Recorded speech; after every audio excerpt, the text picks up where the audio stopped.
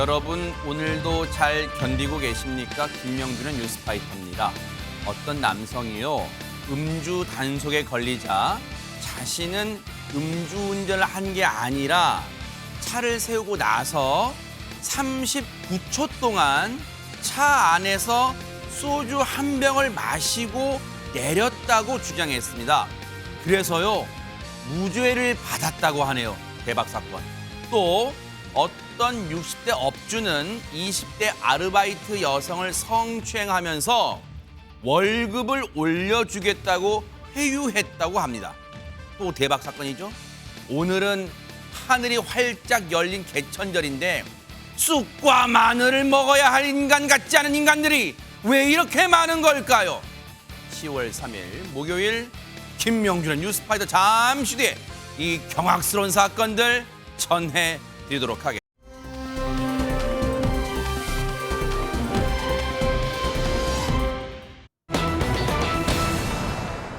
아니, 우리가 뭐 기네스북 도전에 뭐 음식을 제한 시간에 뭐 빨리 먹기 그런 건 들어봤지만 누가 이렇게 술을 무식하게 마셔요, 진짜. 김효성 기자님. 그러니까요. 술방 먹방하는 사람들도 이렇게 먹지는 않을 것 같습니다. 그런데 이렇게 말도 안 되는 주장을 하는 사람이 있었는데요. 황당한 건요, 그 상황입니다.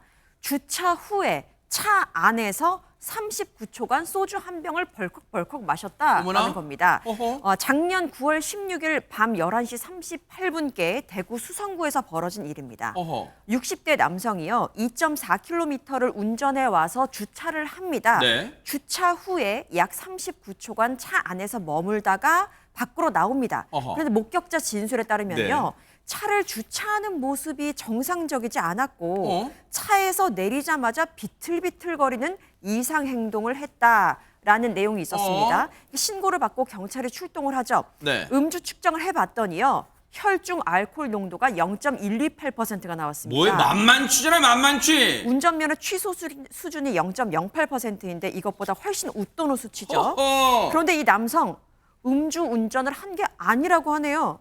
이게 말이 되나요? 주차하고 난 다음에 주차하고 난 다음에 39초간 차 안에서 머물렀잖아요. 그러니까 운전하기 전에 음주를 한 것이 아니라 이렇게 차에서 39초 머무는 그 시간에 소주 한 병을 마신 것이다라고 주장을 했다고 합니다. 살다. 아니, 허주현 변호사님, 혹시 이거 그 못된 그 김호중이라는 사람한테 배운 수법 아니에요, 이거 진짜? 아니, 배울 게 따로 있지. 참 이런 걸 배우다니 답답하고 한심합니다. 이른바 술타기 수법이라고 하죠. 그래요? 그러니까 이 음주 운전죄로 처벌을 하려면 음주 운전이라는 것 자체가 운전 당시의 혈중 알코올 농도를 기준으로 해서 처벌 여부라든가 수위가 결정이 되거든요. 이 점을 악용을 해서 이렇게 운전하고 나서 적발, 그러니까 측정 직전까지 술을 더 마셔서 후행 음주를 해서 운전 당시의 혈중 알코올 농도가 정확하게 얼마였는지를 측정하거나 판단하는 것을 나중에 오염시켜서 흐리게 만드는, 그래서 제대로 측정 수치가 나오지 못하게 만드는 못된 수법을 쓴 겁니다. 60대 남성이요. 혈중 알코올 농도 0.118% 나온 게 40분 뒤에 측정한 수치거든요. 2.4km 정도 구간으로 이렇게 취해서 운전했다는 혐의로 일단 기소가 됐는데 본인은 재판에서 후행 음주를 했다고 주장을 한 거예요. 주차 후 차 안에서 39초 동안 있으면서 알코올 도수가 무려 25도인 소주 375ml 한 병을 모두 마셨다, 이렇게 주장을 한 거예요. 그러니까 자기는 운전할 당시에는 술을 마신 게 아니라 나중에 0.128% 나온 게 그 25도짜리 소주를 39초 만에 마셨기 때문에 나온 것이다, 이렇게 주장을 한 거예요.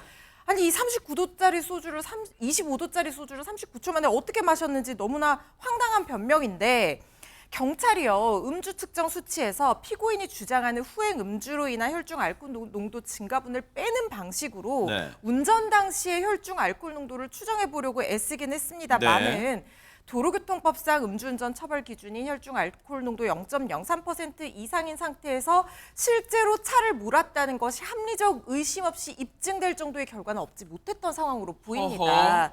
그래서 재판부에서도요, 피고인 주장대로 소주 한 병 모두 마셨다고 해도 마시자마자 갑자기 술에 취한 것처럼 비틀거리는 행동을 한다는 이 변명이 납득이 되지 않는 면이 있어서 굉장히 수상하기는 하지만 정황 증거나 추측만 가지고는 음주운전을 했다고 단정하기 어렵다. 그러니까 형사법의 대원칙인 의심스러울 때는 피고인의 이익으로 판단하는 그 원칙에 입각해서 이 사람 무죄 판결한 상황으로 보입니다. 아니 근데 지금 안진용 기자님, 저 인간은 저렇게 뻔뻔하게 주장을 하고, 그리고 지금 앞서 말씀하셨지만 자신이 음주운전을 했다는 그 정황 증거들을 오염시킨 행동이잖아요.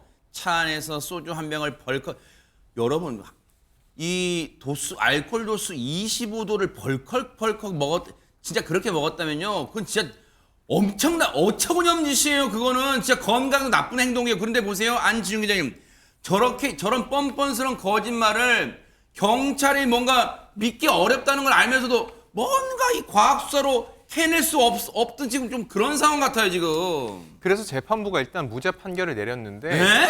재판부 입장에서는 이렇게 할 수밖에 없었던 이유를 얘기를 했습니다. 뭔데요, 또? 그게 뭐냐면은 음주 운전을 처벌하기 위해서는 나름의 전제가 있어야 된다는 겁니다. 그 전제가 뭐냐면 음주 장소와 술 종류, 섭취량, 음주 경과 시간 등을 면밀히 판단을 해야 되는 건데 네. 재판부가 볼 때는 수사 당국이 이번 사건 조사 과정에서 이 남성의 음주운전을 판단할 수 있는 방금 말씀드린 이런 전제 조건에 대해서 제대로 판단하지 않은 것이 문제라는 겁니다. 어찌 보면 이 남성이 빠져나갈 수 있는 구멍을 만들어줬다는 건데 재판부 입장에서는 99명에게 단죄라는 것도 중요한데 단 한 명의 억울한 사람도 만들면 안 되기 때문에 결과적으로 이 부분에 대해서 무죄 판결을 하게 됐다는 겁니다. 아니 그러면 방금 재판부가 이런 선고를 내릴 수밖에 없었던 그 이유 그래픽을 다시 보여주세요. 이게 중요한 건 뭐냐면 최준문 교수님 보세요. 수사 당국이 여기에는 뭐 애초에 초동 수사를 했던 경찰이나 그다음에 검찰 다 포함될 거예요. 수사 당국이 음주운전 여부를 판단할 수 있는 음주 장소. 왜냐하면 저 차량이 그 장소까지 왔을 때 역추적으로 저 차량의 동선을 해보면 어디서 술을 저 인간이 퍼먹었는 걸 알 수 있을 거 아니에요. 그리고 섭취량은 그 술집이 특정되면 그 안에 CCTV가 다 볼 거 아니에요. 그렇죠. 그런 걸 초동수사 때 부실하게 했다는 그런 거예요, 지금? 바로 그런 거예요. 그러니까 과학적 근거와 증거가 없으면 처벌을 못 하는 거잖아요. 이게 말이 돼, 이게 지금? 말이 안 되는 거죠. 그러니까 수사기관이 제대로 수사만 했어도 이 사람의 못된 행동, 음주운전 행위에 대해서 의심 가는 그 부분에 대해서 처벌할 수 있었어요. 근데 지금 뭐 재판부 입장에서는 과학적 증거가 없는 상태에서 그걸 처벌할 수가 없잖아요. 심증만 가지고는 물증이 없는 상태에서는 처벌이 불가능해요, 재판부는. 그러니까 그 아쉬움을 판결문에 명시를 한 거예요. 지금 말씀하신 것처럼 저 사람이 이동하는 동선을 CCTV를 역추적해서 어디서 술을 마신 장면이 나오면 그 장소를 특정하고 그 가게에 가서 이 사람이 혼자 먹었던 누구 일행이랑 먹었다면 계산서가 영수증도 있겠죠. 그걸 가지고 소주를 먹었던 뭐 맥주를 먹었던 술의 종류나 양이나 그다음에 인원수 그러네요. 이걸 확인하고 그리고 이동하면서 혹시나 차가 운전을 비틀비틀 했는지 아닌지 이것도 확인을 가능할 거고요. 시간이 어느 정도 경과하면 보면 되는 거잖아요. 과학적으로 보면 시간의 경과에 따라서 알코올 농도가 뭐 깊어지고 낮아지고 이런 수치도 있을 거니까 네. 그런 부분들만 제대로 잘 마련했으면 과학적으로 이 사람이 음주한 상태에서 운전했다는 게 증명될 수 있을 텐데 네. 이 수사가 제대로 안 돼서 결국은 이 사람을 무죄로 내릴 수밖에 없는 안타까움이 있다는 것을 판사도 거기에 명시를 한 거 아닙니까? 네. 저는 수사기관이 왜냐하면 음주운전은요. 그냥 이 사람을 처벌하는 문제가 아니라 이건 우리 사회에서 뿌리 뽑아야 되는 맞아요. 문제예요. 네. 그래서 좀 더 적극적으로 수사를 해서 음주운전에서는 반드시 처벌이 이루어지도록 할 수 있는 노력이 필요하다는 생각이 듭니다. 최명기 원장님, 따져보면 재판부가 오히려 의학적 지식을 가지고 이 판결문에 그 근거를 적었어요. 물론 무죄는 선고했지만 보세요. 피고인 주장대로 소주 한 병을 39초 만에 모두 마셨다고 해도 마시자마자 목격자들 얘기를 보면 이 마시고 차에서 내릴 때 비틀비틀 했다는 거 아니에요? 그럴 수 없다는 거 아니에요? 그래서 저는 이런 생각을 해봤어요. 이게 재판에선 불가능하겠지만 사실은 저분을 법정에서 소주 한 병을 그 시간 안에 마실 수 있나 한번 해봤으면 하는 생각도 들었어요. 그러네요. 그리고 맞아요. 또 본인이 이거는 차에서 소주를 마셨다 그러면은 차에 소주병이 남아 있어야 돼요. 네. 그렇기 때문에 사실은 쭉 이렇게 동선을 추적하는 것보다 간단했었던 일은 그 얘기를 하자마자 차에 가서 사진을 찍어서 아무리 뒤져도 소주병이 없다는 걸 확인했으면은 저 사람의 증언은 이제 무효가 될 수 있었지요. 아하. 그리고 본인이 차에 소주병을 놓고 다니는 건 참 드문 일이에요. 네. 그렇기 때문에 만약에 내가 마트에서 소주를 샀던 술집에서 들고 왔든지 간에 증빙을 해야 되는 거예요. 그렇죠. 그래서 지금은 이런 판결이 내려졌지만 이런 거를 이제 이분이 피의자가 증명해내지 못한다 이분도 아니에요, 이 그러면은 사람의. 2심에서는 판결이 좀 다르게 될 가능성도 있다고 생각해요. 네. 이 사람은요, 이번에는 용케 운이 좋아서 재판부한테 눈속임으로 무죄를 끌어냈을지는 모르겠지만요, 이제는 뭐예요? 아하, 이렇게 하면 안 걸리구나. 오히려 이래서 지금 또 다른 음주운전을 계획할지는 모르겠지만요, 꼬리가 길면 밟히는 거에 제발 음주운전. 아니, 술 마실 돈이 있으면 술 마신다면 술 마시지 말라는 게 아니잖아요. 술 마신 다음에 꼭 대리운전 부르면 되잖아요. 왜 그걸 안 해서 자신의 생명은 물론이고 다른 사람의 안전과 생명까지 위협을 하는 그런 음주운전을 하는 겁니까? 제발 그런 짓은 하지 않기를 진짜 기대해 보도록 하겠습니다.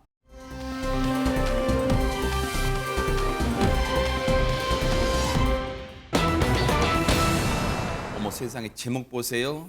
제목만 봐도 지금 경찰분들이 위태한 상황이라는 게 느껴집니다. 안진용 기자님. 네, 어제 새벽입니다. 112에 한 통의 신고 전화가 접수됐습니다. 도로 한복판에서 차량이 움직이지 않고 가만히 서 있다는 거였고요. 뭐야? 신고를 받은 경찰은 현장에 바로 출동을 했고 차량 안에서 시동을 켠 채 잠들어 있는 운전자를 발견했습니다. 이때까지만 해도 사고가 나기 전에 신고가 접수됐으니까 다행이라고 생각할 수 있는데 정말 아찔한 순간은 그 다음부터 벌어졌습니다. 영상을 통해 확인해 보시죠. 네네. 도로 위 정차한 검은 차의 앞뒤로 순찰차 2대가 바짝 가로막고 있습니다. 그러네요. 자, 경찰관들이 창문을 두드리자 네. 갑자기 이 차량 어? 순찰차를 밀고 나가면서 도주를 시도합니다. 어허! 곧바로 경찰이 차량의 보닛 위에 올라탑니다. 어허! 그런데 이 차량 멈추지 않고 10여 미터를 더 직진한 후에야 네. 순찰차 3대의 도주로에 막혀서 멈추게 되는데요. 아하. 운전자는 무사히 검거가 됐습니다. 하지만 이 과정에서 차량에 매달렸다 떨어진 경찰관 2명이 부상을 입고 말았습니다. 어쩐지 지금 저 차량이 겨우 지금 순찰차 여러 대가 에워싸는 그 덕분에 조금 멈춰선 것 같은데, 앞서 그 경찰분들 보셨어요? 부상을 입은 것 같아요. 휘청휘청 하는 게 지금 고스란히 CCTV 찍혔잖아요. 근데 보세요. 당시에 영상만 봐도 긴박했던 당시 상황 좀 얘기 들어보시고 이어가 보도록 하겠습니다. 현장에 도착했을 때 만취 운전자가 도로 한복판에서 시동을 켠 채 자고 있었습니다. 운전자를 깨워서 시동을 끄고 하차할 것을 요구를 했습니다. 근데 갑자기 운전자가 차량을 출발시켜서 도주를 시도했고 순간 시민들 2차, 3차 사고가 예상이 됐기 때문에 바로 순찰차 3대로 만취 차량 주변을 완전히 에워싸서 도주를 막고 현행범으로 체포를 한 것입니다. 당의 경찰분들의 발빠른 대응으로 저 못된 인간을 잡았는데, 아까 조금 전에 영상 보셨죠? 영상에도 김묘성 기자님, 경찰분이 얼굴 부위를 다치신 것 같아요. 얼굴 부위를 잡으시면서 이렇게 휘청휘청 하는 게 고스란히 찍혔어요, 지금. 그러니까요. 그래서 걸렸을 때 사실 순순히 이렇게 응해야 됐는데 그렇지 않고 도주를 하려고 하다 보니까 이렇게 부상자까지 발생을 하게 된 겁니다. 세상에. 도주를 막기 위해 차량 보닛에 올라탄 경찰관이 3단봉으로 이제 앞유리를 깨려고 올라갔었는데 이게 떨어지면서 부상을 입었고요. 어머나. 또 다른 한 명의 그 경찰관은 조수석의 문을 붙잡고 따라가려고 했는데 역시 그냥 차가 출발하면서 얼굴 등에 찰과상을 입은 것으로 전해집니다. 치료를 받고 있고요. 사건의 맥락을 다시 한번 말씀드리면 네. 어제 오전 3시 50분경입니다. 서초구의 그 반포대로 인근이었고 도로 중간에서 차가 안 움직인다라는 신고를 받고 출동을 합니다. 그런데 차량 안에 시동을 켠 채 그냥 잠들어 있는 운전자가 발견이 된 거죠. 아이고. 음주 측정을 시도하기 위해서 차 문을 두드려 보지만 불응한 채 그냥 또 차를 밀고 나가면서 도주를 요 시도합니다. 대로였나 봐요. 네, 그렇습니다. 순찰차를 그대로 밀고 나갔고요. 아. 다행히도 10m가량 직진한 다음에 순찰차 석대가 아예 에워싸다 보니까 거기에서 멈춰 세웠고 현행범으로 운전자가 체포가 됐습니다. 아니 근데 최주문 교수님, 네.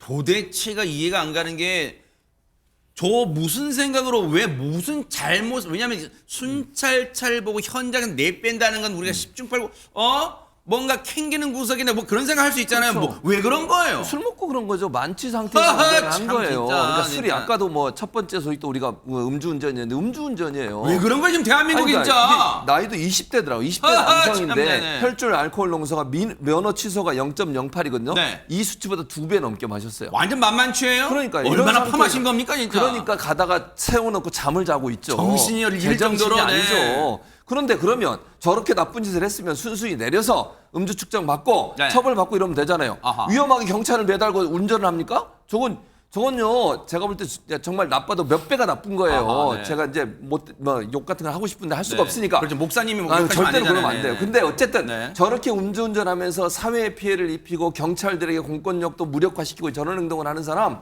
정말 오랫동안 운전을 못하게 만든다고 맞아요. 저는 생각하고요. 네. 저 사람 그 만취 상태에서 운전한 것도 모자라서 경찰을 저렇게 피해를 줬으니까 엄중한 처벌을 받기를 바랍니다. 20대인데 면허 취소 수치의 2배를 먹고 운전자 잡았다는 건 술을 정말 잘못 배운 거예요, 정말로. 그런데 최명규 원장님, 우리 그런 얘기를 하잖아요. 술을 먹으면 쓸데없는 못된 뭐 용기 이런 말 시체말로 객기 그런 얘기를 하는데 그런 게 막 생기는 게 왜 술을 먹은 상태에서 경찰에 적발되면 아이고 죄송합니다 정말 손이 발휘되도록 싹싹 빌지는 못할 만큼 저런 무모한 짓을 하는 거예요. 일단 저 사람이 저렇게 음주운전을 한다는 것 자체가 굉장히 충동적인 성격의 사람일 가능성이 아하. 높고요.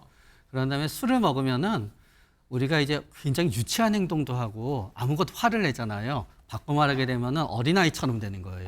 그래서 판단력이 술에 취해 있는 동안은 저 사람이 20살이지만 5살이나 4살의 판단력을 지니게 되는 거예요. 더더욱 운전대 잡으면 안 돼요, 진짜. 네. 저런 인간 평소에도 그러면. 네. 네. 그러니까 딱 그러자마자 마치 5살 아이가 갑자기 사람들이 오면 확 달아나듯이 아유, 일단 달아나는 못났다, 본능이 진짜. 작동이 되는 거죠. 네. 근데 허정 회사 우리가 저걸 그냥 분노만 하고 혀를 끌끌 찰고 그렇게만 끝낼 이 상황이 아니에요. 지금 앞서도 말씀드렸지만 지금 뉴스파이트가 늘 음주운전 이 사고는 거의 매번 하루에 한 건 정도 이 고발을 하는데 그럼에도 왜 대한민국 땅에서 음주운전 4글자가 사라지지 않는 거예요? 강력하게 좀 처벌할 수는 없는 거예요? 저는 모든 사건에서 처벌이 능사는 아니라고 생각합니다만은 음주운전에서만큼은 처벌을 정말 강력하게 해야 한다고 생각을 하는데요. 제가 이렇게 생각하게 된 계기가 있어요. 일본에서요, 1999년도에 네. 술에 만취한 트럭 운전자가 여행 중이던 일가족의 차를 충격해서 이 차 안에서 불이 났는데 어머나. 자매가 사망을 하게 돼요. 어머나, 어린 어머나. 자매가. 그런데 이 운전자가 만취 상태에서 운전을 했던 거예요. 네. 그런데 징역 4년 처벌이 고작이었어요. 에? 그때 일본에서 최대 형량이 징역 5년이었기 때문에 그랬던 거거든요. 음주로 인한 그 형량이 그렇죠. 그래서 일본 전역에서 정말 엄청난 공분이 일었고 이걸 계기로 일본에서 음주운전 사망 사고에 대해서 굉장히 무겁게 최대 30년형의 징역형까지도 내릴 수 있도록 법을 바꾸었고요. 네.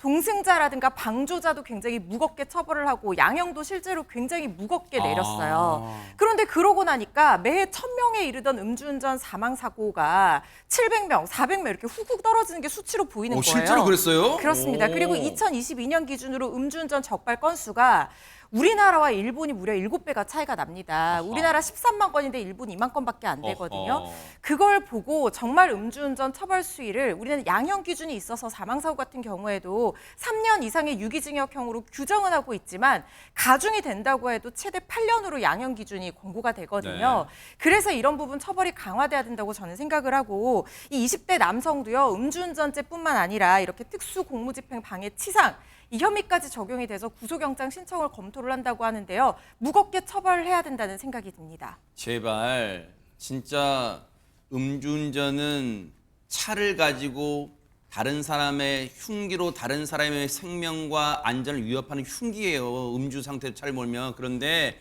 제발 음주 상태, 음주운전 이 4글자가 이 땅에서 사라지는 그날까지 뉴스파이터가 눈 부릅뜨고 고발해 보도록 하겠습니다.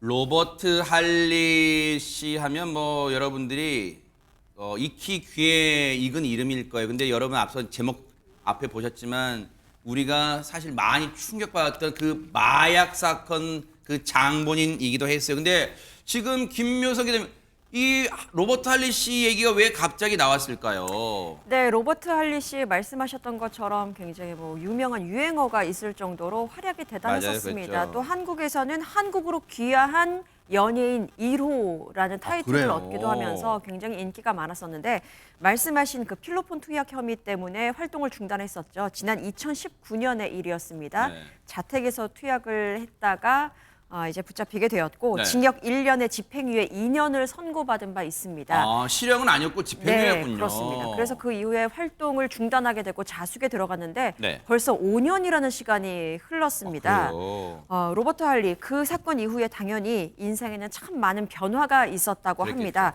그 이야기 직접 듣고 오시겠습니다. 네네. 그동안 5년 동안 집에서 힘들어 살아왔어요. 반성하면서 조용히 지냈고 같이 있다 보니까 가족도 힘들었고 또 우리 가족이 죄가 없는데 제가 잘못했잖아요. 제가 잘못했는데 그래도 가족이 어디 시내에 나가면은 자기들도 죄인처럼 보이는 것 같잖아요. 그런 창피해서 못 나가잖아요. 그때 제가 그 전화를 받았을 때 저 사실 믿지 않았어요. 내 남편이 왜? 그럴 이유가 없는데 정말 하늘이 무너지는 그런 상황이었거든요. 정말 따지고도 싶었죠. 왜 일을 이렇게 만들었냐. 별로 얘기를 안 했어요. 저도 좀 그런 부분들을 좀 피하고 싶었고 몸과 마음이 너무 힘든 상황이었기 때문에 제가 그냥 속으로 삭힐 수밖에 없었죠. 그랬을 거예요. 안 했으면 훨씬 더 우리의 삶이 훨씬 더 좋아졌을 텐데 이 일로 인해서 모든 것이 무너졌잖아요. 말 그대로입니다.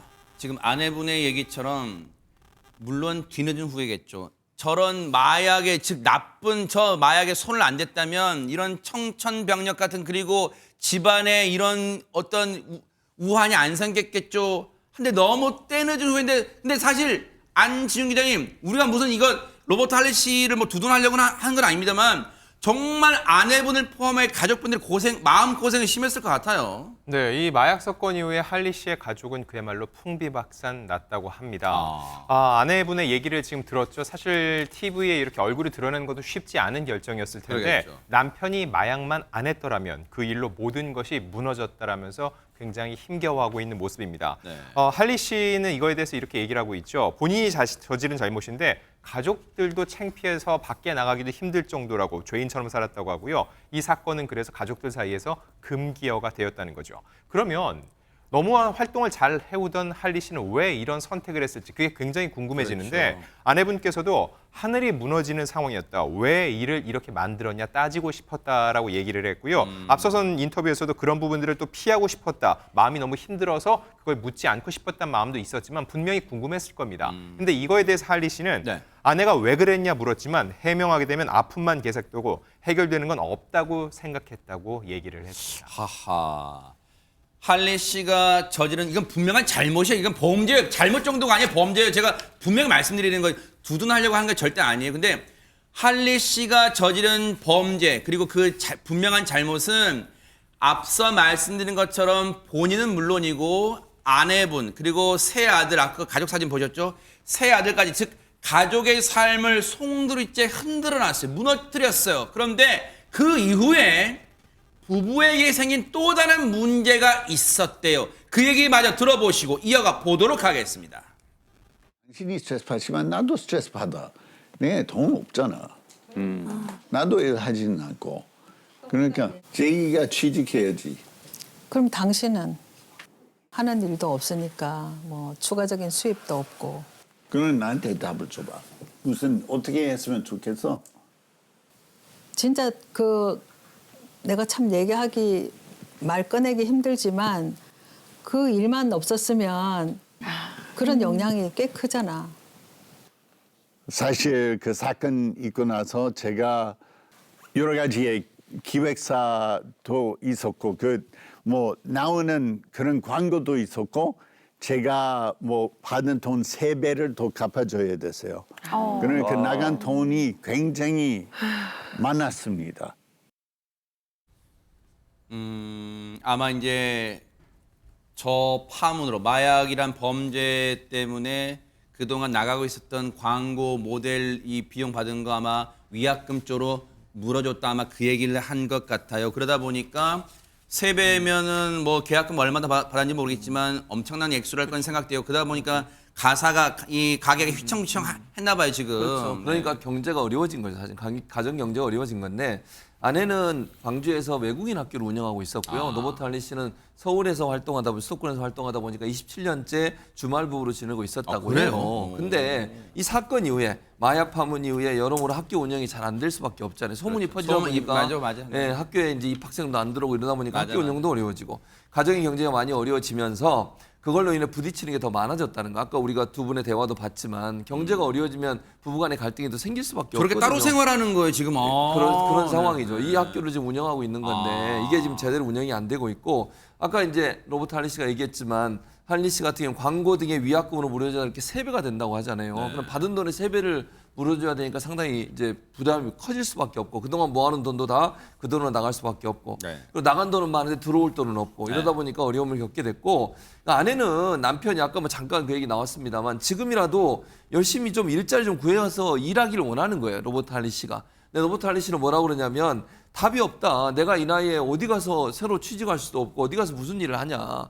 또 이 마약 파문 때문에 일할 것도 없다. 이런 얘기를 하면서 충돌이 일어나고 그래서 이제 주저앉아서 더 이상 일을 할 수 없는 상황까지 가 있는 상태다 보니까 두 사람의 갈등이 좀 깊어지는 그런 양상을 보이고 있습니다. 사실 우리 그런 말 해요. 목구멍이 포도청이라고 먹고 사는 문제가 가장 중요해요. 가족끼리여도. 그러다 보니까 저 돈 문제가 부부간에 안 나올 수가 없었겠죠. 그런데 보세요. 경제적으로 이제 이 쪼들리다 보니까 결국 부부간의 감정 상태도 격화됐고 뭔가 부부간의 애정 전세도 금이 가는 것 같은데 근데 우리 그런 얘기 하잖아요. 결국은 이렇게 로버트 할리 씨가 힘든 상황에서 옆을 지킨 사람 누구였을까요? 바로 아내분이었다고 하는데요. 얘기 마저 들어보시고 이어가 보도록 하겠습니다. 몇 년 전에 남편이 몸에 이상이 생겼어요. 그 다리에 종양이 있었는데 그게 암이라고 얘기를 하더라고요. 신경 문제들이 많이 생겼는데 나중에 신경암을 다리에 발견됐습니다. 병원에 있으면서 근육이 다 떨어졌어요. 다 녹아버렸어요. 그래서 나중에 퇴원했을 때 일어설 수도 없었고 굉장히 힘들었어요. 아유 세상이 딱해. 아이고 저렇게 주무셨네. 옆에서. 아유. 저렇게 주무시고. 아유. 대단하다 사모님.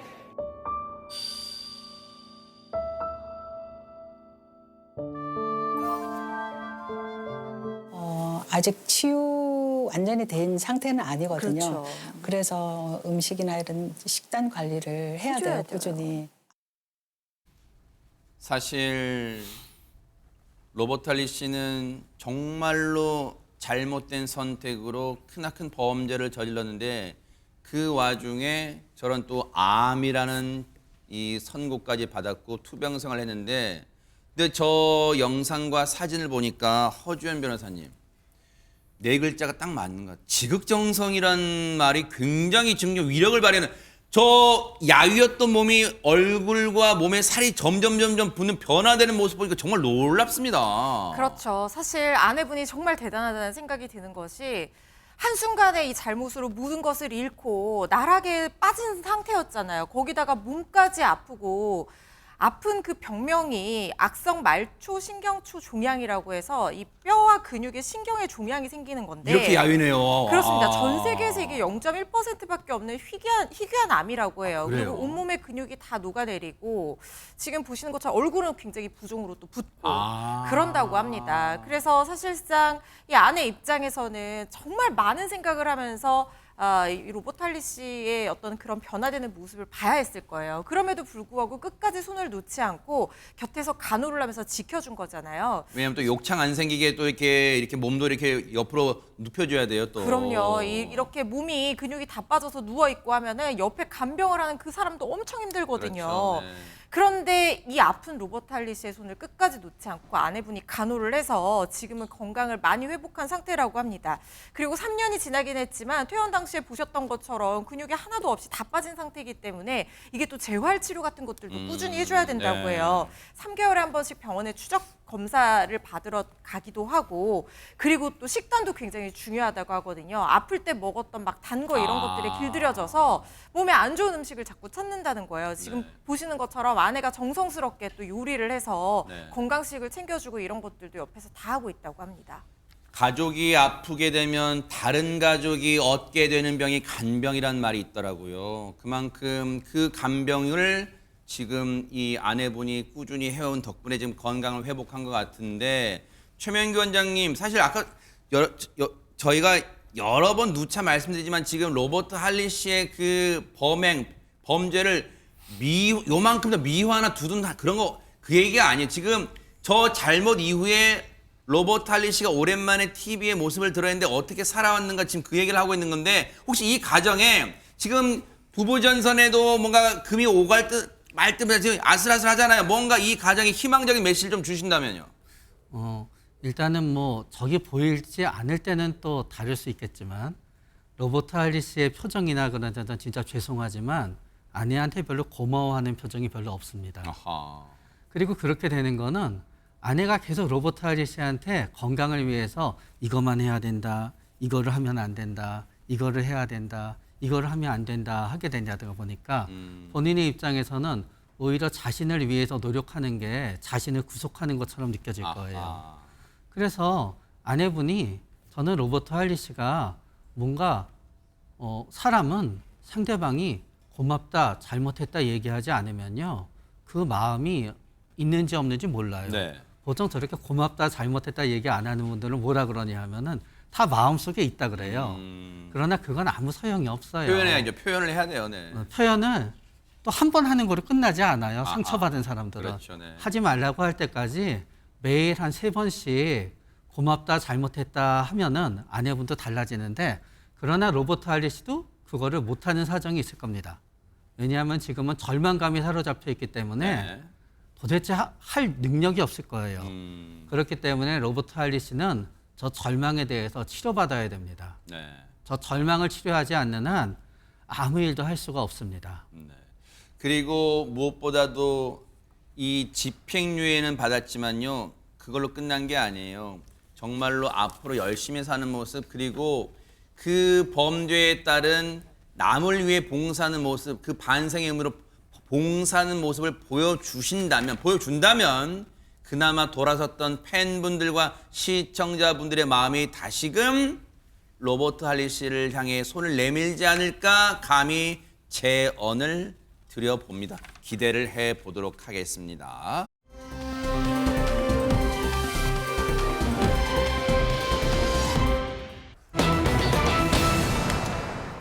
아니 제목 보세요. 119로 신고했는데 시신으로 발견된 이거 믿기지가 않는 일이 어떻게 벌어질 수 있는 거예요, 김묘성 기자님? 네, 너무나도 안타까운 일입니다. 지난달 8일 저녁입니다. 부산 서구에 위치한 119에 신고 전화 한 통이 접수가 되는데요. 네. 전화라는 사람은 50대 남성이었습니다. 본인의 몸이 이상하기 때문에 신고를 한 거예요. 네. 내가 지금 몸 상태가 위급하니까 구급대원을 보내달라라고 신고를 합니다. 네. 그러면서 자신이 살고 있는 오피스텔 주소, 건물명, 호수 이렇게 자세히 설명을 하죠. 다행이네요. 네. 네, 그리고 소방당국은 구급 출동 지령을 내립니다. 네. 그런데요, 소방당국이 신고자의 위치를 찾기 위해서 사용하는 그 시스템이 있는데 긴급 구조 표준 시스템이라는 게 있다고 합니다. 그런데 이게 제대로 작동을 안 한 거예요. 그래서 길을 잘못 안내합니다. 어머나? 그래서 결국 출동한 대원은 이 50대 남성을 발견하지 못한 채로 그냥 신고가 마무리가 되고 맙니다. 어머나. 아니 근데 지금 119 이 구급대원들 이 구급차에 어떤 시스템이 있는가는 모르겠지만 쉽게 말하면 허준 변호사님 우리 일반 운전자들이 차에 달고 다니는 내비게이션 그게 잘못 작동됐다는 뭐 그런 거예요? 좀 더 구체적으로 말씀드리면 지금 119 구급대에서 사용하는 긴급구조 표준 시스템이 받아서 사용하는 업체의 지도가 있어요. 그런데 그 지도에 오류가 있었던 겁니다. 아하. 그러니까 그 지도에서 잘못된 쪽으로 안내를 하니까 어머나. 가니까 아무것도 없는 그런 어머나. 상황이 된 거예요. 어머나. 결국 50대 남성이 신고 접수 일주일 뒤인 지난 15일, 그러니까 추석 연휴 첫날이었는데 자택에서 숨진 채 발견이 되고 많은 안타깝고 황망한 사건이 벌어지게 된 겁니다. 어머나. 부산 소방재난본부 관계자는요, 당시 신고자가 알려준 주소를 지도에 검색을 했는데 아무것도 안 나왔다는 거예요. 그래서 건물명으로 검색을 하고 일단 현장으로 출발을 했다고 합니다. 그런데 안내해준 대로 도착을 해봤더니 신고자가 말한 층수를 넘는 건물이 없는 다 낮은 건물들밖에 없었다는 거예요. 그리고 신고자에게 다시 연락을 했는데 연락이 되지 않는 상황이었는데 어머나. 최근 5년간 출동 기록이나 이 신고자의 신고 이력 같은 것들을 조사를 해봤지만 전혀 나오지 않아서 그냥 그 주변만 왔다 갔다 하면서 찾다가 결국에는 찾지를 못했다는 거예요. 그래서 현장 도착 10여 분 뒤에 철수할 수밖에 없는 상황이었다고 합니다.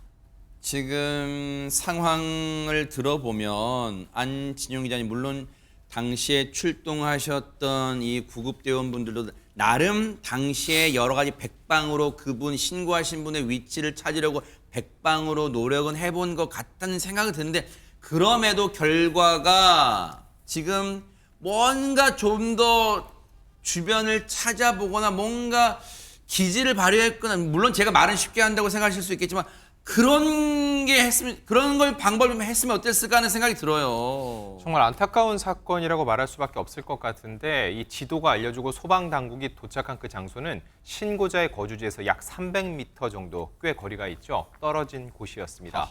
이 부산 소방재난본부는 긴급구조 표준 시스템을 점검하고 개선 방안을 모색할 방침인데 일단 지난달 27일에 해당 업체를 통해서 지도 수정을 요청을 해서 이제는 검색을 하면 해당 장소가 정확히 나온다고 합니다. 하지만 이미 이 50대 남성은 숨진 뒤고 그야말로 사후 약방문이 되고 말았습니다. 이게요 어처구니없는 사건이에요. 보세요. 이게 기술 발전의 맹점, 허점이에요. 구멍이에요. 이런 기술이 발전하고 내비게이션이 막 진화하고 그러면 모든 게 우리가 다 편할 것 같죠. 근데 보세요. 이런 맹점이 생기면 여기에다가 의존하다 보니까 결국 이 소중한 생명을 살릴 골든타임 놓친 거예요. 근데 우리가 언제부터 내비게이션만 의존해 있어요? 아니 지도를 왜냐면 이런 매뉴얼을 알고 있다. 이런 혹시 오류가 생길 수 있다면 이 동네 구석 왜냐면 119가 관할만 도는 거잖아요. 관할 외에는 안 가는 거니까. 그럼 관할 내에서 어떻게든 구석구석을 이 파악하는 연습도 필요했던 거 아니에요? 우리가 도로 일반 책자 보고 찾아갈 수 있어야 되는 거 아니에요? 그러니까요. 지금 말씀하신 것처럼 일주일이라는 시간이 있었잖아요. 이분이 네. 사망하기까지 일주일, 신고하고 사망하기까지 일주일이라는 시간이 있었어요. 그 당시에도 현장에 갔는데 그 건물이 없어요. 왜냐면 신고하신 분이 명확하게 오피스텔 이름, 그다음에 동, 건물명, 호수를 다 얘기해 줬어요. 네. 근데 갔는데 그게 없다. 그러면 오류가 있을 가능성을 생각하고 지금 현재 이 시스템에서 운영하고 있는 그 내비게이션 업체 말고 다른 내비게이션을 확인해 보면 되잖아요. 아하. 아니면 지도 앱을 터서 다른 앱들이 여러 가지가 있잖아요. 네. 더블 체크만 했어도 한 번 더 다른 방법으로 확인만 했어도 아니면 정말로 원시적인 방법이면 주민분들께 물어도, 선생님 그렇죠. 여기 오피스텔 근처에 이런 오피스텔 있나요? 맞아요. 아, 물어보고 그런 하는 거예요. 바로 그렇습니다. 그런 노력만 있었더라도 저는 충분히 살려낼 수 있었을 거다. 일주일이라는 시간 동안 그냥 한 번 가보고 그게 시스템이 잘못됐으니까 포기하고 와버리면 안타깝게 마지막 기회라고 생각해서 기대감을 갖고 119에 전화한 사람은 어떻게 되는 겁니까 대체? 네. 그러니까 119에 근무하신 분들이 열심히 일하시고 정말 맞아요. 노고가 많으신데 그럼에도 불구하고 마지막 희망의 끈을 119에 그러니까요. 두고 전화하신 분의 심정이라면 그냥 오지 말고 한 번 더 확인해 봐야 되잖아요. 만약에 이게 오피스텔 주소나 건물이나 호수가 없었다면 모르겠어요. 네. 이게 있는 상태라면 충분히 다시 한번 점검할 수 있는 기회가 있었는데 그게 없어서 너무 안타깝다 이런 생각이 듭니다. 물론 앞서도 말씀드렸지만 지금 전국에 이 시간에도 전국의 소방대원분들 화재 현장에 출동하는 소방대원분들 그리고 이처럼 긴급구조, 응급구조에 출동하신 소방대원분들 정말 노고가 많으신 거 진짜 알아요. 그리고 그 가족, 그분들을 가족으로 두신 분들 이 방송 보면 저한테 그럴 거예요. 얼마나 우리 남편, 우리 아들이 고생한 줄 알고 그런 말을 하는 거예요? 하실 수도 있어요. 제가 그런 노고를 모른다는 게 아니에요. 하지만 앞서 최진봉 교수님이 정말 중요한 말씀 하셨잖아요. 그분은 마지막에 어쨌든 혼신의 힘을 다해서 이 마지막에 구조 요청을 한 거잖아요. 그분의 마음을 생각했다면 조금만 더 노력해 주셨으면 어땠을까 하는 아쉬움이 남아서 드리는 그런 말씀이었습니다.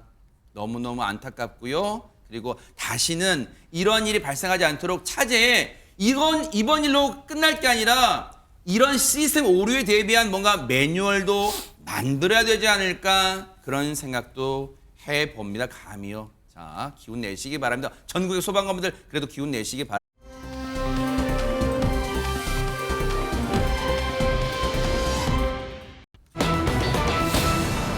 자, 지금 여러 가지 안타까운 소식도 들려드렸고 하는데 이번 소식은요, 진짜 들으면 들을수록 분노하고 치가 떨리는 그런 사건이에요. 근데 차마 입에 담기조차 정말 너무 치가 떨리고 경악스러운 그런 사건인데 한번 안진용 기자님이 설명을 해주실 거예요. 제목으로 보셨죠? 월급 올려줄게. 이거는 한 원주의 편의점 업주가 직접 한 말입니다. 자, 이 60대 업주가 벌인 만행이 어떤 일이었는지 지난 네. 7월로 거슬러 가보겠습니다. 하하.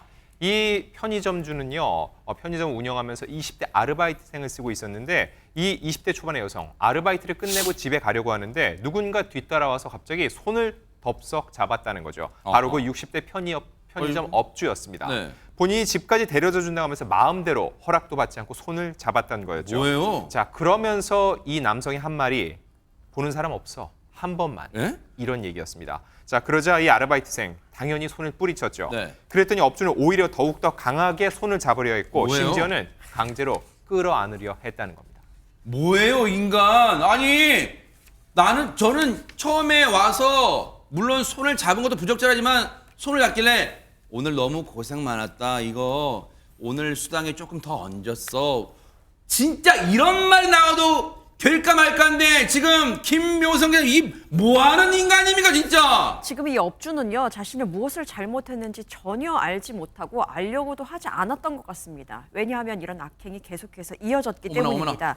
얼마 뒤에는요, 그 새벽 근무를 마치고 이제 귀가를 하기 위해서 짐을 챙기고 있는 그 해당 아르바이트생에게 또다시 다가갑니다. 어머나. 그러더니 아르바이트생의 신체 여러 곳을 만지는 것도 모자라서 강제로 얼굴을 붙잡고 입맞춤까지 합니다. 뭐라고요? 이 아르바이트생이 뿌리치죠. 저항을 하다가 바닥으로 넘어지는데 어머나. 그랬는데도 옷을 강제로 벗기려고까지 했다. 뭐라고요? 라는 경악할 만한 그런 일이 있었습니다. 이 사람에게? 그리고 또 일주일 뒤입니다. 일주일 뒤 새벽에는 노래방에서도 또 그리고 노래방에 나와서 택시에 탑승한 뒤에도 이 아르바이트생을 강제 추행을 합니다. 어머나 세상에. 여기서 끝나지 않습니다. 며칠 뒤에는요, 아르바이트생이 편의점에서 근무를 할 때, 근무 중일 때도 벌어집니다. 일하고 있는 아르바이트생 뒤에서 강압적으로 껴안고 양손으로 신체를 만지기까지 하는 이런 추악한 일들이 계속해서 이어졌습니다. 이게 지금 사람 제가요 최진봉 교수님 네. 사람 XX 뒤를 붙이고 싶어요 지금 진짜 심정 이게 사람 이거예요? 이게 사람입니까? 이거 사람이 어떻게 이런 짓을 할 수가 있는 거 진짜? 할 수가 없죠. 60대가 20대면 자기 딸보다 더 어린 아이예요. 맞아요. 그 아이한테 이런 못된 짓을 할 수가 있는 겁니까 대체?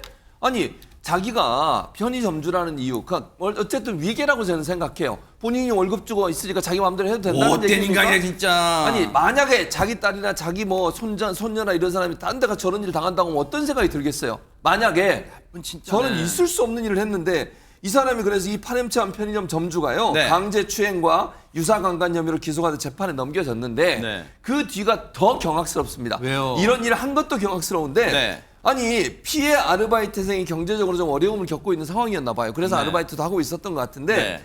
이 점을 이용하려 했다는 거예요. 피해 아르바이트생에게 월급 올려주겠다. 이런 그러니까 몫을. 자기 잘못된 게 경제적 보상을 해줄 테니까 좀 무마해달라. 이거 좀 취소해달라. 고소를 취하해달라. 이런 얘기를 했다는 거 아닙니까? 네. 이게 얼마나 나쁜 행동입니까? 본인이 잘못한 행동을 사과하고 100배 사죄하고 정말 그 어린아이의 상처를 좀 어떻게든지 좀 보완할 수 있도록 하는 방법들을 찾아야 될 거 아니에요. 그러니까요. 근데 자기가 월급 올려주겠다는 말로 입막음을 하려고 했다고 하니까 더 화가 나는 거예요. 행동도 잘못됐지만 해결하는 방법 자체도 그 아이에게 2번, 3번 피해를 입히는 행동이었습니다. 아니 저 인간이 최명규 원장님 돈이 얼마나 해서 이 세상을 돈이 얼마나 가지고 있는지 모르겠지만 돈이면 다 된 줄 알고 지금 저런 망발을 하는 거예요 지금?